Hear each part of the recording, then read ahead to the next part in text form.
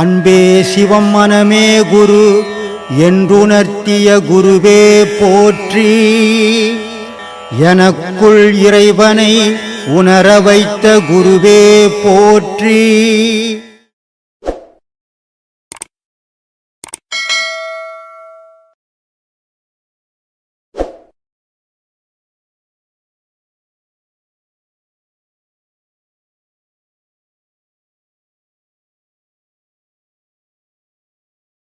உங்களுக்குள்ளே இறைவன் இருக்கிற உங்களுக்குள்ளே சக்தி இருக்கிறாங்களே,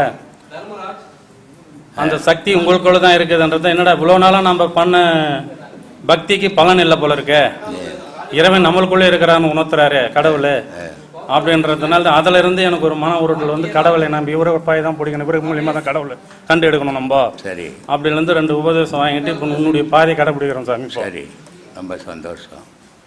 இதில் எனக்கு ஒரு டவுட் என்னன்னா, இந்த நம்ம ஒரு ஃபங்க்ஷன் பண்ணுறோம், ஒரு நல்ல நாள் வருது.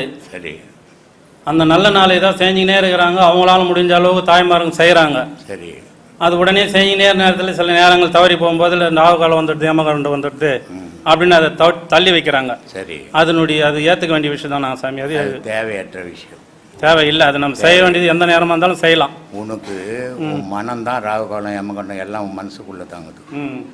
உன் மனசு தெய்வத்துக்கு நான் செய்கிறேன். ராகு காலத்தில் போய் எலுமிச்சம்பழம் விளக்கு போட்டி அது மட்டும் ராகு காலத்தில் போடலாமா? எப்படி அது? அதாவது ராகு காலம் போச்சு தான் அதை செய்கிறாங்க. அது செய்யலாமா? அப்போ அது செய்தால் கடவுள் ஏற்றுப்பார், இது செய்தால் கடவுள் ஏற்றுக்க மாட்டாரா? அப்போ எல்லாமே நம்ம மனசு தான், எல்லாமே மனசுக்குள்ளே தான் இருக்குது. மனசு தான். நீ ஒரே ஒரு எண்ணம், நான் கடவுளுக்கு செய்கிறேன், கடவுள் படைத்த நாள் இது. நீயா படித்த ராகு காலத்தை? இல்லை. நீயா படித்த எமகண்டத்தை? இல்லை. நீயா படித்த பகலை? நீ படிச்ச இரவை? எல்லாமே கடவுள் படைச்சது, எல்லாமே இறைவன் படைச்சது. இறைவன் படைப்புல எதுவுமே கெடுதல் கிடையாது. ஆனால் நம்மளே கெடுதலாக பண்ணி வச்சுன்னுக்குறோம். ஒரு அம்மா இருக்கிறாங்க நம்ம வீட்டு பக்கத்தில். அந்த அம்மா உன்னுடைய காலக்கடன் எதுவோ அவங்க வீட்டுக்காரர் தவறிட்டார். அந்த அம்மா வராங்க, நான் போகிறேன் எதிரோ. நான் என்ன பண்ணுறேன், அந்த அம்மா பார்த்துட்டு உள்ளே போய் பூந்துக்கிறேன். வீட்டு உள்ள எங்கள் சம்சாரத்தை கூப்பிட்டு கொஞ்சம் தண்ணி ஏற்றுன்னு வான்றேன். நான் தண்ணி குடிக்கிறேன். அந்த அம்மா என்னை தாண்டி போன பிறகு நான் போகிறேன். இது கடவுள் வழிபாடா கர்ம வழிபாடா? இது இன்னொருத்தருடைய மனசை புண்படுத்திட்டு நீ என்ன கடவுளை கும்பிட்டுடுவா? அப்புறம் நீ உன் பொண்டாட்டி முண்டச்சாவாதா? நீ பொண்டாட்டி இல்லாத சாக மாட்டியா? உனக்கு துக்க காலம் வராதா? உன் வீட்டில் ஒரு பணம் விழாதா? இது எல்லாமே உலகத்தில் எதிர் வீட்டில் ஒரு கல்யாணம் நடக்குதுன்னா நாளைக்கு நம்ம வீட்டில் ஒரு கல்யாணம் நடக்கும். எதிர் வீட்டில் ஒரு சாவு நடக்குதுன்னா நாளைக்கு நம்ம வீட்லையும் ஒரு சாவு நடக்கும். உலகம்ன்றது அதுதான், இயற்கை. அதுதான் எல்லாமே. அப்போ இந்த இயற்கையில இறைவனுடைய செயல்பாடுகள், இதெல்லாம் மனித செயல்பாடுகள் கிடையாது. இந்த மனிதன் வச்சுக்கிட்டு ராகு காலத்தை வகுத்துக்கணும், யமகண்டத்தை வகுத்துக்கணும், குளிகையை வகுத்துக்கணும், இதெல்லாம் பண்ணின்னு இருக்கிற வேலை. கடவுளுக்கு எல்லா காலமும் ஒரு காலம்தான். கடவுள் வழிபாட்டுக்கு கால நேரமே கிடையாது. உன் மனசு இப்போ ராகு காலத்தில் ஒருத்தர் இருக்கிறாரு, ஏங்க ராகு காலம் வரப்போதுங்க, காலையில் 7:09 ராகு காலம் திங்கக்கிழமை, அவர் 8:30 மணிக்கு மேலே 9:30 மணிக்கு மேலே செத்து போன்னு சொல்லலாமா? உயிர் போவாதா? அந்த நேரம் எந்த நேரம் போக வேண்டிய நேரம். அப்போ அது நேரம் பார்த்துதா? பார்க்கறது இல்லை. அப்போ பார்க்காது நீ உட்காந்துக்கிற, நீ மட்டும் பார்க்குறிய, அது எப்படி நியாயம்? அது நம்மளுடைய மூட நம்பிக்கை. அதனால இந்த மூட நம்பிக்கை மனசனுடைய இருள், அது அதிலிருந்து வெளியே வாங்க. தெய்வத்தினுடைய படைப்பு, தெய்வத்தை வழிபடும் போது அதுக்கு எதிர் வேற எதுவுமே ஈடு இணை கிடையாது. அதை செய்யும் போது எல்லாமே நல்லது தான் அப்படின்ற நினைவோடு செய்யுங்க. எல்லா செயலையும் நினைவே நம்ம இருக்கணும். அந்த நினைவு தான் கடவுளை போய் சேருமே தவிர நீ பண்ற சாங்கியங்கள் கடவுளை போய் சேராது. எந்த சாங்கியமும் கடவுளை தொடாது.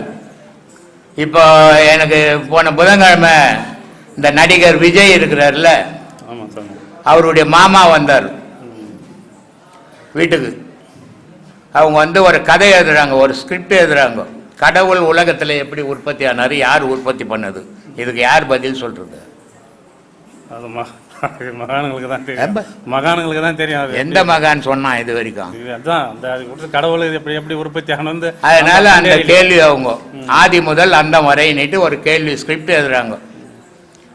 அதுக்கு போன புதன்கிழமை வந்தாங்க. செல்வானிட்டு அவங்க மாமா பேர், அவர் விஜய் வச்சு ஒரு 40 படம் எடுத்துக்கிறாராம். அவங்க வந்தாங்க. நான் பேசுனது 1 மணி நேரம் 10 நிமிஷம் தான் பேசினேன். அவங்க என்ன பண்ணிட்டாங்க, சாமி இதுவே போதும் சாமி, இதை எழுதுறதுக்கு 2 நாள் ஆகும் பொழுது, மீதியெல்லாம் நாங்கள் அப்புறம் வந்து எழுதிக்கிறோம் அப்படின்ட்டு போயிட்டாங்க.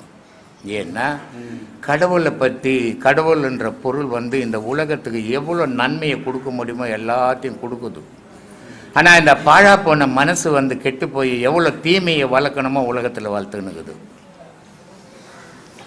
எப்போ மனுஷனுடைய மனம் நல்லதாக ஆகுதோ அப்போ கடவுள் அடையும். அது எப்போ மனுஷனுடைய மனம் தீமையை அடையுதோ அது கடவுளை விட்டு விலகிடும். அது பணக்காரனா ஏழையா அதெல்லாம் பார்க்கறது கிடையாது. இந்த பாழா போன மனத்துக்கு அது கிடையாது. அப்போது முதல்ல நம்ம இந்த மனசை சீர்படுத்திக்கணும். மனசு ஒருநிலை. காலையில் கூட யாரோ ஒருத்தர் கேட்டார், எங்கள் சித்தி இறந்துட்டாங்க, இவங்க அம்மாவுக்கு தங்கச்சி இறந்துட்டாங்களாம், நான் வந்து உபதேசம் வாங்கலாமா அப்படின்னு கேள்வி கேட்குறாரு. இது இந்த மாதிரி எல்லாம் மூடத்தனமாக சொல்லி வச்சு அதையே பிடிச்சிக்கினாங்க. எது உண்மைன்னு தெரியாது. அதிலே பழகி வருவேன் அவங்களுக்கு மாறி வருது. ஆனால் சித்தி செத்த உடனே தலைமாட்டில் ஒரு விளக்க கொளுத்தி வச்சுட்டாங்க. சித்தி செத்த உடனே கற்பூரம் கொளுத்திட்டாங்க. இதெல்லாம் எது கொளுத்துனாங்க? சித்தினுடைய உடம்பு கொளுத்துனாங்களா, சித்தினுடைய உயிர் கொளுத்துனாங்களா? இதெல்லாம் நம்ம சிந்திக்க வேணாம். உடனே அங்கே தேங்காய் வச்சு வச்சுட்டாங்க, உடனே அங்கே ஊதுவத்தி கொளுத்திட்டாங்க. இவ்வளவும் செத்தவங்க கடவுள்னு சொல்லி செய்து போட்டு நான் உபதேசம் வாங்கிட்டா தீட்டுக்கு தானே எங்களுக்கு திட்டிட்டு சொல்லு. ஒவ்வொரு மந்திரம் சொல்றவனும், ஒவ்வொரு சாமியாரும், ஒவ்வொரு ஐயரும், ஒவ்வொரு யோகியும், ஒவ்வொரு ஞானியுமே தீட்டு தான். தீட்டு இல்லைன்னா ஒரு உருவமே வரப்போறது இல்லை. ஒரு தாய்கிட்ட 10 மாசம் தீட்டு போச்சுன்னு சொன்னா ஒரு குழந்தை பிறக்காது. அந்த தீட்டு நிக்கலன்னு தான் கோடிக்கணக்கில் செலவு பண்ணின்னு உட்காந்துங்கிறாங்க. அப்போ உயிரினம் அத்தனையும் தீட்டிலிருந்து உருவானது தான் உயிரினம். கோவில்ல மந்திரம் சொல்ற ஐயரும் தீட்டு தான். இங்க பேசுங்கிற நானும் எங்க அம்மாவுக்கு 10 மாசம் தீட்டு தான், கேட்டுங்கிற நீயும் 10 மாசம் தீட்டு தான். அப்போ தீட்டு தான் இந்த உலகத்துல பேசுது, தீட்டு தான் இந்த உலகத்துல செய்யுது, தீட்டு தான் கடவுளையும் அடையுது. அதை சீர் பண்ணிக்கினீங்கன்னா உங்க வாழ்க்கை சீராக இருக்கும், குழப்பம் இல்லாத இருக்கும். அதை விட்டுட்டு போட்டு குழப்பினீங்கன்னா குழப்பம் தான் வரும். ஆத்மானசாமி இப்போ நம்ம யோகத்தில் பாடம் பண்ணுறோம். தன்னை மறந்த நிலைக்கு போன வந்து ஆன்மா வெளியே போகணும்னு சொல்கிறாங்க. அதே போல் நைட்டில் தன்னை நிலை மறந்த நிலை தூங்குறோம், அப்போ ஆன்மா வெளியே போயிட்டு வருமா? போய் வருமா? எங்கே போய் வரோம்? எங்கே போவோம்? அதுக்கு தான் விசிட்டிங் கார்டை கொடுத்துறாங்க, இல்லை மேப் போட்டு வச்சுக்கிறாங்களா, ஓலா மேப் மாதிரி. எல்லாம் கனவு சாமி. இது இந்த மனமானது சர்வ வல்லமை உள்ள மாயையோட வடிவம். அது நினச்சா சொர்க்கத்தையே நமக்கு முன்னாடி காட்டும், அது நினச்சா இந்திர லோகத்தையே நமக்கு முன்னாடி காட்டும். அவ்வளோ பெரிய வல்லமை உள்ள ஒரு பொருள். அந்த பொருள் இல்லாத ஒன்று இருக்கிற மாதிரி நம்ப வைக்கக்கூடிய வல்லமை உள்ளது. அப்போது பாடம் வாங்கலை, பாடம் பண்ணலை, கனவு மட்டும் கண்டுனுக்கிறேன், தூங்கின உடனே நான் அங்கே போயிடுறேன் சாமி, அப்படியே பயணம் போயினுக்கிறேன், அங்கே அது தெரியுது இது தெரியுதுன்னா அதெல்லாம் கற்பனை. இந்த மனம் இன்னும் இந்த உடலை விட்டு பிரியலை. இறைவன் இந்த மனமானது ரிலாக்ஸ் ஆகணும், இந்த உடலானது அடுத்த ஓட்டத்துக்கு தயாராகணும்னா இதுக்கு கொஞ்சம் ஓய்வு தேவை அப்படின்னு என்ன பண்ணுறான், உடல் மனம் சேர்ந்து வேலை செய்கிற மனசை பிரிக்கிறான். எப்பா உடம்பே நீ பத்துக்கோ, மனமே உடம்பை விட்டு தனியாக போயிடு, உயிரே நீ உன்னை மட்டும் நினச்சின்னு ஓடிக்கினே இரு அப்படின்னு இந்த 3 பொருளையும் தனித்தனியாக பிரிக்கிறான். எப்போ? தூக்கத்தில். இது முறையாக பிரிஞ்சால் நாம் கனவுகள் இல்லாமல் நிம்மதியாக தூங்குவோம். இப்போ தான் சாமி தூங்கினேன், பார்த்தா 6 மணி நேரம் 8 மணி நேரம் தூங்கிட்டேன் சாமி, எந்த டிஸ்டர்பன்ஸும் இல்லாமல் நல்லா தூங்குவோம். அப்போ அங்கே என்ன நடந்துக்குதுன்னா இந்த உடலும் இந்த மனமும் ஒன்று பிரிஞ்சு தனித்தனியாக நிற்குது.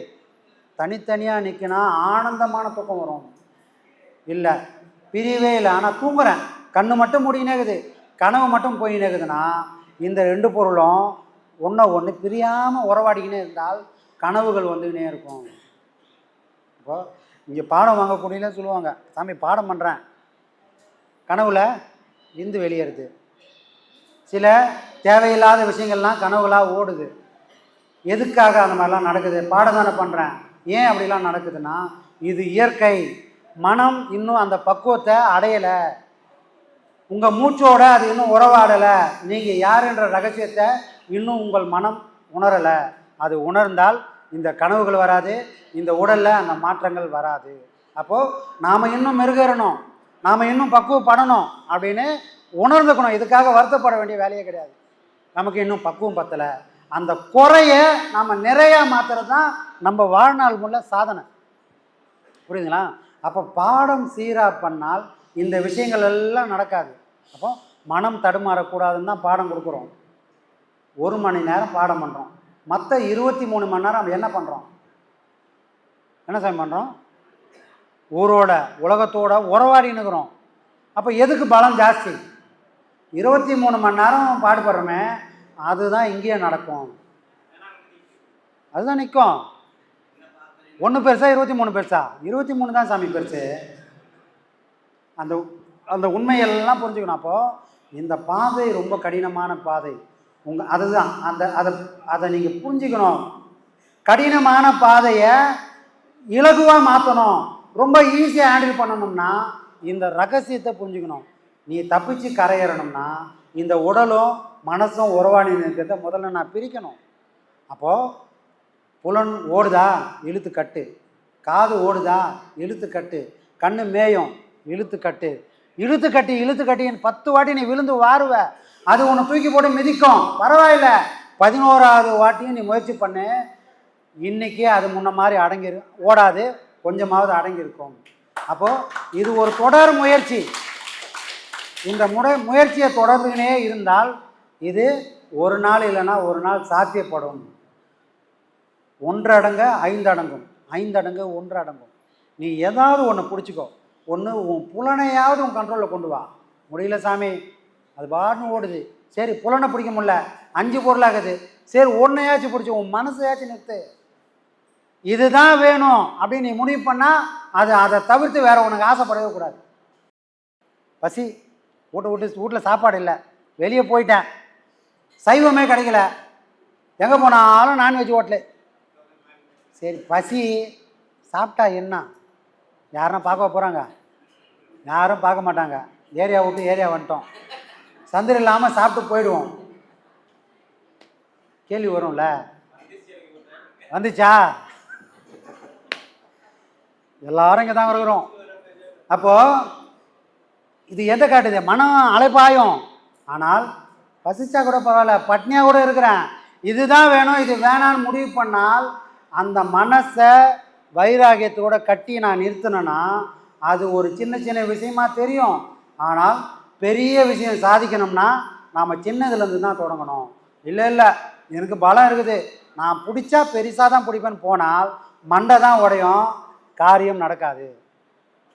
அப்போ ஒரு விஷயத்துக்கும் உங்களோட வைராகியத்தை காட்டுங்க, உங்களோட சாமர்த்தியத்தை காட்டுங்க. இது ஒரு நாள் இல்லைன்னா ஒரு நாள் வசப்படும். ஆனந்தாயம் ஆனந்தா பிரம்மஸ்ரீ நித்யானந்தா. ஆனந்தாயம் ஆனந்தா பிரம்மஸ்ரீ நித்யானந்தா. அருளைத்தா நின்னருளைத்தா, வளத்தைத்தா உடல் நலத்தைத்தா. அருளைத்தா நின்னருளைத்தா, வளத்தைத்தா உடல் நலத்தைத்தா. ஆனந்தாயம் ஆனந்தா பிரம்மஸ்ரீ நித்யானந்தா. ஆனந்தாயம் ஆனந்தா பிரம்மஸ்ரீ நித்யானந்தா.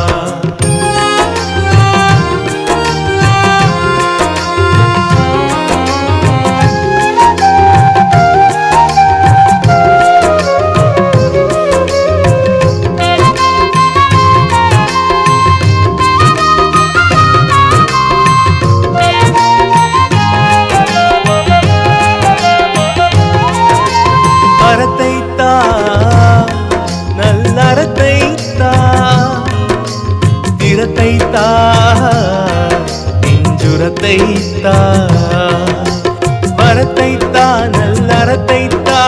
திறத்தைத்தா நெஞ்சுரத்தைத்தா. அறிவைத்தா மன தெளிவைத்தா. மகிழ்வைத்தா நல் மனதைத்தா. ஆனந்தாயம்